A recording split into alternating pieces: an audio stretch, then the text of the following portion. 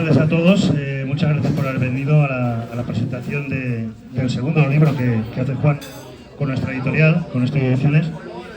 El otro tiene ya una vidilla y tiene tanta vidilla que estamos por la segunda edición. Ha tenido mucho éxito, como Juan y por Juan. El que presentamos hoy es Gitano. Esto es cuestión de días. Son poemarios, poemas que, si no recuerdo mal, escribiste sobre todo durante la pandemia, que algo dio lo de encerrarnos en casa para esgrimirnos las meninges, como diría cierto personaje del mundo social. Son poemas que le dedicas a un burro, si no recuerdo mal, el burro de tu tío Antonio, de tu tío Alfonso. De tu tío Alfonso, en una especie de conversaciones medio filosóficas en las que se deduce que el burro es un animal muy inteligente. Y es de tu tío Alfonso más. Eso por un lado. Hablaremos de este libro y también hablaremos del otro, por supuesto, ya que estamos por la segunda edición de Vivir del Aire, que son tus memorias, tus anécdotas. En la editorial solemos decir que todo el mundo tiene una historia que contar. Juan es que tiene cientos, pero cientos, y a cada una incluso más divertida que la anterior. Alguna romántica también, pero en general son unas anécdotas que cuando estábamos repasando el libro, estábamos mirándolo, corrigiéndolo, maquetándolo, es que nos hacían sonreír y nos hacían reír a nosotros mismos mientras estábamos trabajando. Poco voy a decir de Juan que no sepáis, toda su trayectoria, cine, teatro, familia, todo ha ido mejorando. Estáis ahora en un momento espectacular, Petra y tú. Más mayores. Sí, pero estáis estupendos. O sea, yo te veo simpaticísimo y encantador. Y te voy a pasar el micro. Te voy a pasar el micro para que hables primero de Gitano, porque está en la presentación, y luego ya hablamos de Vivir del Aire, que ahí hay muchísimas anécdotas y supongo que el público tendrá algunas preguntas que hacer. Así que sin más, ya sabes, pégate el micro a la boca, que si no, no... ¿Se oye bien? Más o menos. Ayudaría que la gente hablara más bajito o se callara. Mándalos callar un poco.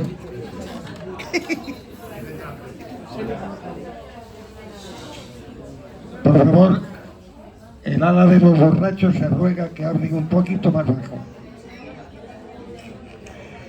Bueno, la historia del libro Gitano, esto es cuestión de días, se lo debo a un amigo común que está aquí, el que me ha ayudado a corregir los errores también, Matías, Manolo. Manolo había leído un poema mío en una obra que se llamaba La mujer burbuja.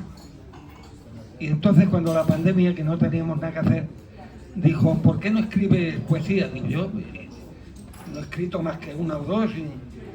No, pero yo leí una y me gustó. Y él es el culpable de que haya hecho el libro. Gitano es el nombre real del burro de mi tío Alfonso.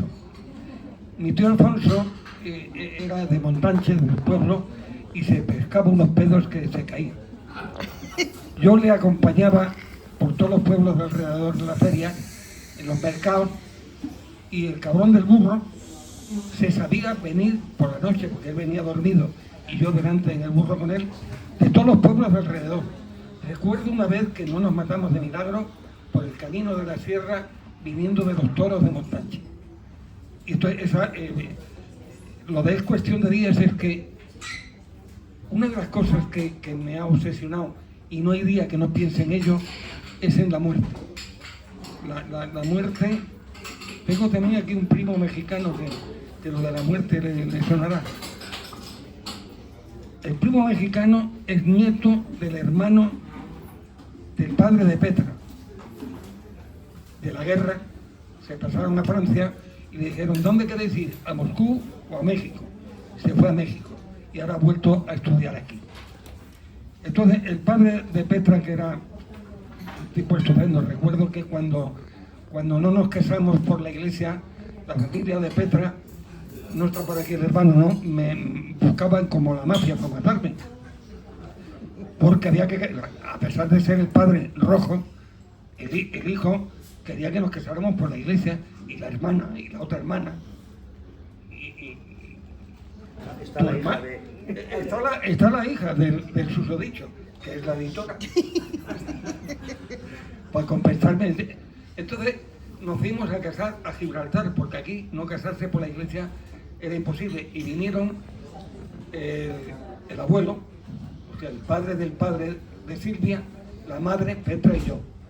Pero resulta que en aquellos tiempos Franco estaba enfadado con Gibraltar y estaba cerrada la verja. Entonces tuvimos que ir a, ¿cómo se llama la ciudad más grande de Tánger? No se podía pasar directamente a Tánger y coger un avión para ir allí. Entonces imaginaros que la abuela de Silvia se llamaba de segundo apellido Matamoros. Imaginaros en la aduana del S nos miraba el jodido del policía, hasta tal punto que el padre en Gibraltar le puso una tilde y puso Matamoros. Dice, a ver si nos toca el mismo. Bueno, entonces estos son un poco, no solo recuerdos de eso, sino sobre todo está dedicado a la muerte, porque es en lo que más, a pesar de ser incrédulo, ateo, yo no soy ni ateo, es peor, que soy yo. Bueno, con deciros que no me creo ni esto que os estoy diciendo, entonces, que lo lea ya veréis que trata sobre que esto no hay que lo entienda, ni la vida ni el tiempo, o sea, no podemos comprenderlo, no se puede entender, y lo que pasa es que no nos queremos conformar y la gente inventa cosas para hacerse una idea de lo que pasa. No se sabe lo que pasa, así que perder toda esperanza. Los poemas están ahí, ya yo creo que no tengo más que decir. La muerte, Gitano, el burro de mi tío, y la juventud que pasé allí en el pueblo de Montanche. De pequeño, como somos 9 hermanos, mi madre solía para quitarse algunos de encima, y yo, que era el más guerrero, me mandaba al pueblo, incluso fui a la escuela allí en el pueblo. Entonces, si alguno quiere decir algo, preguntarme algo del pueblo, si hay alguien del pueblo aquí, que no lo creo, pues os dejo hablar, porque me gustaría que hablarais algo. Luego tenéis tiempo de hablar, porque otros sí que tratan. Algunos me lo han oído contar ya, por ejemplo, Carlos lo podía haber escrito él. No digo nada y te lo ha corregido, se lo sabe de memoria. Pero ahí sí, yo creo que tenemos tela para cortar. Pero de esto del pueblo, ¿tenéis alguna duda? ¿Alguna cosa queréis que os cuente de...? Es que con el otro vamos al pueblo, yo creo. ¿Cómo? Con el otro libro vamos al pueblo ya directamente. Ah, vamos al pueblo. Claro, porque No, empiezas en el pueblo. pero ¿qué te piensas? ¿Llevar a todos? Ojalá. No, a ver si están contratados. Son extras. Ya me parecía. Entonces, ¿queréis algo saber sobre Montanche, que es uno de los pueblos más bonitos de Extremadura? En lo alto de una montaña tienes que ir al pueblo, ¿no? La carretera muere allí. Y allí pasé, pues, hasta los 10 años, mucho tiempo. Y luego todos los veranos. Y aún seguimos yendo porque sigue estando la casa de mi abuelo. Íbamos todos los veranos. Ahora llevo 2 sin ir por lo de la pandemia, pero ahora que ya se levanta y se va sin mascarilla, de aquí saco por Montanche. ¿Cómo no hay un poquito de jamón de Montanche? Ahí ves cómo la gente sabe. La gente habla de jabugo, de no sé qué rollo, el jamón de Montanche, pero no sé si tú lo sabrás. Lo más rico de Montanche, y que no lo hay en ninguna parte, es la patatera. La morcilla. No hay morcilla patatera. Con el nombre de morcilla podríamos pensar en morcilla de sangre y cebolla, nada. Se puede parecer, pero no tiene nada que ver lo que hay en Mallorca, ¿cómo se llama? Sobresada. Nada que ver, por Dios. Te voy a mirar mucho porque me da toda la razón en todo lo que digo. Y bueno, me alegra mucho que estés por aquí, pues el que me ayudó, porque tengo faltas de ortografía, de puntuación, de todo. Está por aquí de la Asociación de San Juan Evangelista, que están tratando de volver a que funcione como funcionó en aquellos tiempos. Está por aquí Vicente, que hizo la versión de esa obra de título tan largo que se llamaba Los últimos años de soledad de Robinson Crusoe o 20.000 años de aventuras y de amor. Era así, ¿no? Que hicimos en el año 74. Y entonces, este libro lo empecé a escribir con, no creo que ha venido, Trancón. Hicimos 2 o 3... Ahí está. Lo dejamos y al cabo de un año o 2 volví otra vez a retomarlo y recoge, digamos, los momentos más importantes de mi vida. Ahora lo recoge muy de corto en corto, pero no hay nada que dure más de una página. No es una memoria que me enrolle y tal, todos son anécdotas y todo está contado, como lo he contado 40 veces, está teatralizado con un principio y un final. Ahí vienen los primeros años, en una foto de mi madre de pequeña, mis abuelos maternos, porque a los paternos no los conocí, murieron antes de que yo naciera. La vida en Cáceres, que es donde nací, que no sé por qué, en Wikipedia sale qué cosa se me ha ocurrido que nací en Valencia, aquí en los puestos, ¿no? Pero nací en Cáceres. Allí estuve 20 años. Era tan mal estudiante que mi padre con 15 años me apuntó, porque era militar, en el ejército. Y cuando me quedó la 4ª vez de guardia del cuarto, me dijo un día, ven conmigo. Me llevó al cuartel y le dijo al sargento Pajarito, dale el mono y no vuelvas por casa. Y me dejó allí. Me dejó allí y allí conocí a un mago que se llamaba Carleodopor III, supongo yo porque su padre era segundo y su abuelo primero. Y entonces me dio por imitar a Gila y iba con él a las fiestas benéficas y tal sin cobrar, y esa fue mi incursión en el teatro. Primero fue como caricato. Me llamaba Margarito y muy originalmente sacaba una margarita muy grande aquí. Luego aprendí a hacer juegos de mano yo solo y aprendí también a hipnotizar con un libro del profesor Nobel, que era un inglés, que estaba en papel amarillo, era como el siglo pasado. Hipnoticé, sugestión hice muchas veces, pero hipnoticé 3 o 4 veces y casi todas a uno que le gustaba. Se dormía y tal, y no hacía más que mirarle y se quedaba atrás. Bueno, mi madre me dijo, dile a tu padre que vas a estudiar para que te saques del ejército, porque querían que fuera piloto, y entonces me pagaban el traje y el baúl si llevaba un año de soldado.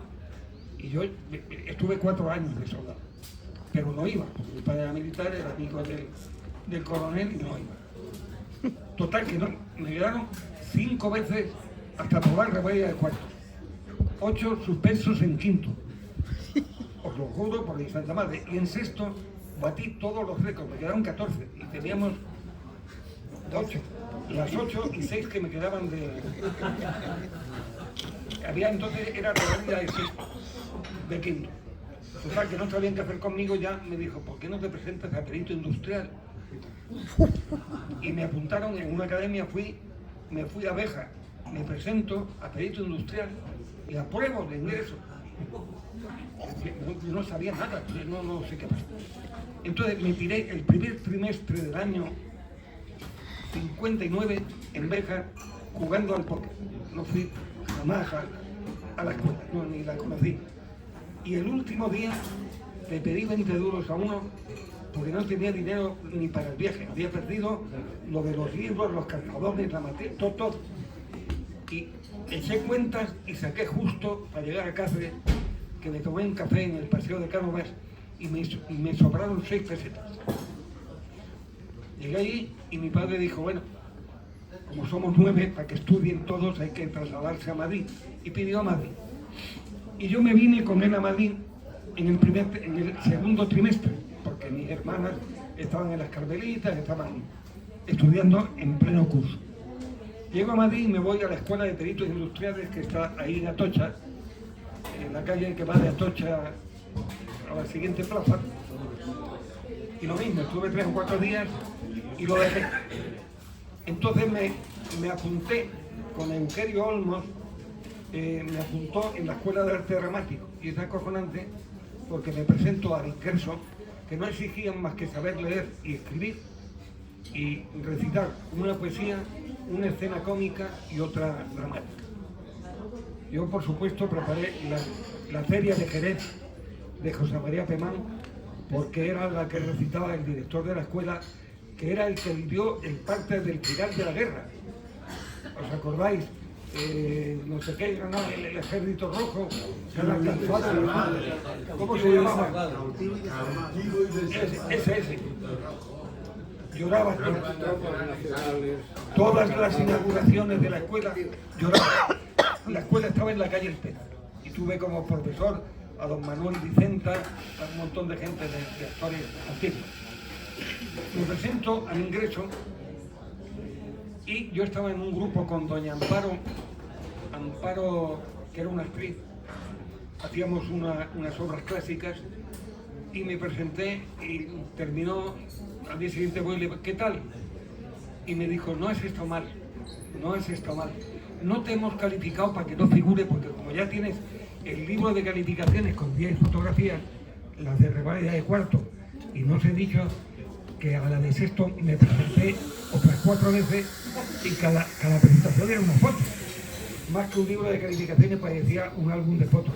Ella me dijo, como me contaste eso, para que no figure en suspenso, no has estado mal, lo que ocurre es que no te hemos entendido nada. Yo, recién llegado de Cáceres, no pronunciaba ni ese ni nada, pues no se había enterado. Bueno, ahí ya me presento en septiembre, me apunto a primero y a segundo, apruebo todo. En la cola, cuando me hice la matrícula, conocí al actor, ¿cómo se llama? El galán de galán. Juan Luis Galiardo. Iba delante de mí en la cola de la secretaría para sacar la matrícula. Y de pronto tardaba y le veo que está tratando de rebajarle la matrícula a la chica que estaba allí a pedir. 2.000. Son 2.500. Ni un duro más.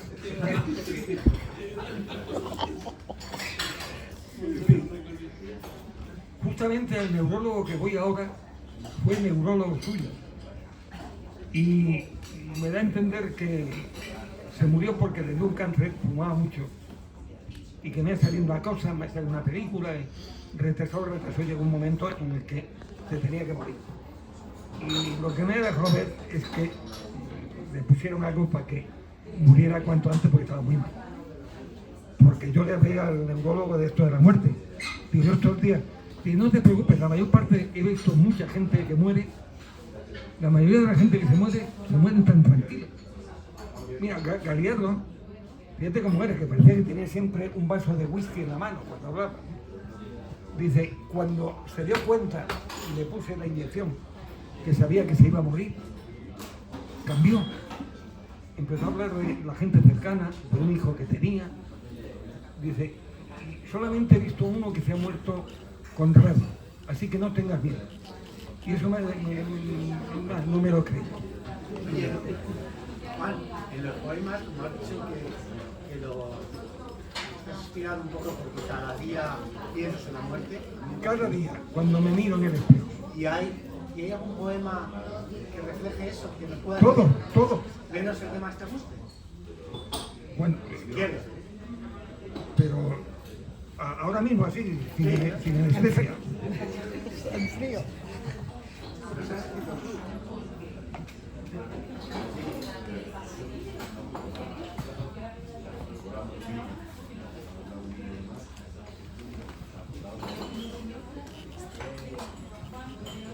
Todos tratan sobre lo mismo. Yo era monaguillo en mi pueblo y cuando venía el cura yo iba con la campanilla y entonces no había, por supuesto, no sé si ahora hay, no había tanatorio, el muerto estaba en la cama. Y entonces lo cogían, el ataúd, y las mujeres no podían ir al entierro.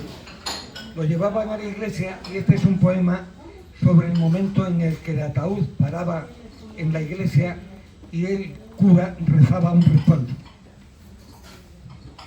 El atrio de la iglesia. ¿Te acuerdas, gitano, de Serapio? Un día soleado de septiembre, un ataúd posado en el granito del atrio de la iglesia. Dum benedi judicamus. Es acojonante, me acuerdo de la canción. Dum benedi judicamus, cuando celesti, dum benedi judicamus, Kyrie eleison, Christe eleison, Kyrie eleison, Pater noster. Hace 70 años, más, tengo 83, tendría 10, me acuerdo. ¿Cómo canta el cura? Mi tío, caballero sobre ti, se fumaba un cigarro de hoja de patata seca. Arranca el cortejo por la cuesta arriba, último tú con el Alfonso a cuestas. Suena la campanilla que meneo con la mano derecha y todos para arriba. Y al final de la cuesta, las cruces del Calvario y una puerta con una inscripción que recordar no quiero porque me huele a muerte. Entramos todos dentro, mi tío queda fuera, de guardia en el Calvario.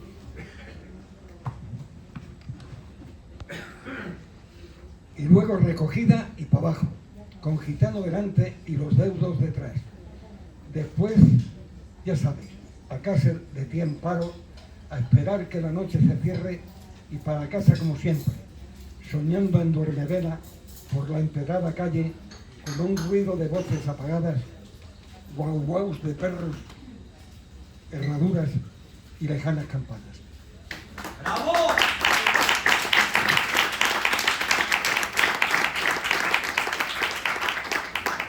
Tía Amparo era la taberna donde iba yo a buscar a mi tío todos los días para que se viniera a comer o cuando venía, o a acostar. Allí estaba la fuente del Altozano enfrente, en la que me caí 2 veces. Había 2 fuentes, una con 4 caños arriba y una con un caño abajo. Y nos tirábamos al centro de la fuente, la de los 4 caños, y un par de veces me caí en una y en la otra. Entonces llego aquí a Madrid, me presento en la escuela y me quedaron 2 asignaturas que no me presenté. Hice primero, segundo y luego tercero. Y entonces, al cabo de los años, fijaros los años, era director de la escuela José Luis Alonso de Santos. Me dijo José Luis, que había fundado Tábano conmigo: oye, ¿a ti no te quedaban 2 asignaturas de la escuela? ¿Por qué no te presentas? Porque además ahora puedes ser universitario, que era lo que quería tu madre. Digo, pero bueno, pues me presento. Me tuve que presentar a 8 y me examinaron. La mayoría de ellos los había dirigido yo como director. Me aprobaron, ¿eh? Y entonces soy licenciado en la Escuela de Arte Dramático, pero hace unos años, hace unos 10 años. La primera obra que hago es el único consejo que doy a la gente que empieza en teatro. Hay que ser pesado. Yo trabajé por pesado la primera vez. Veo en el cartelón de la escuela un anuncio que ponía: hace falta malabarista en el Teatro María Guerrero. Me voy. José Luis Alonso Mañi, el viejo. ¿Os acordáis? Que luego se suicidó el pobre. Veníamos en el avión de La Habana y me enteré que a 2 días se había tirado por una ventana. Entonces me voy para allá y en aquel tiempo te recibí el director. Entró, estaba a la izquierda del escenario, su despacho, y me dice: ¿usted es malabarista? Digo, no, bueno, hago juegos con cartas, porque yo había aprendido algo con Carlos Leopold y con pañuelos. No, es que es un malabarista de circo, de maza. Bueno, lo siento. Al cabo del tiempo dice: hace falta uno que toque el acordeón. Y me voy para allá. Me va a entrar: ¿tú no eras el de las cartas? Sí, ¿tocas el acordeón? No, pero toco la guitarra. Un poco. Más bien poco.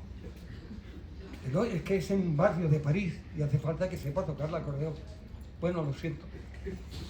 Fue a la escuela a buscar figuración para la obra y de pronto me vio, entró en la clase. ¿Tú eres aquel pesado que fue por allí por el teatro? Me cogió y me dio 2 frases. Me acuerdo, era La loca de Sellón, un reparto que te cagas. Bódalo,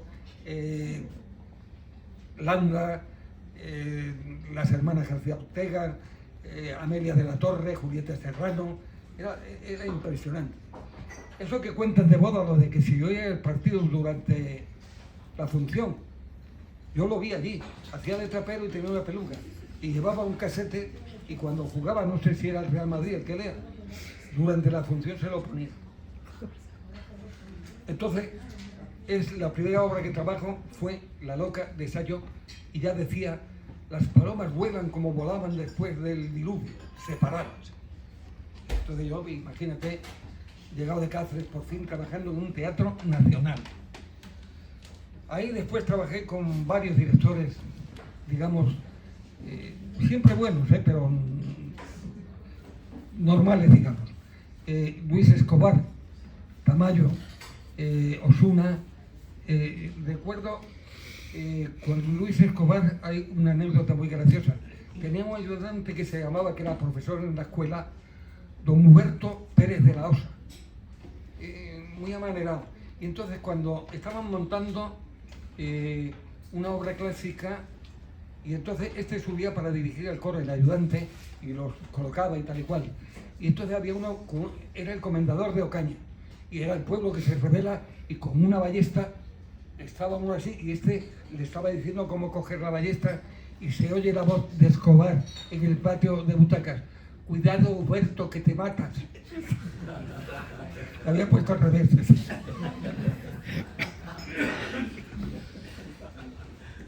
Bueno, ahí me acuerdo que fuimos a París. Trabajé con una hermosura de mujer que se llamaba María Esquerino, Maruja Esquerino, en La Bella Malmaridada. Recuerdo, no sé quién me dijo, está muriéndose Maruja Esquerino hace 15 años o 10. Yo no había vuelto a la saludaba, pero tener confianza.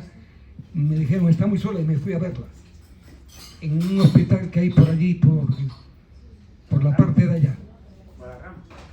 ¿Cómo?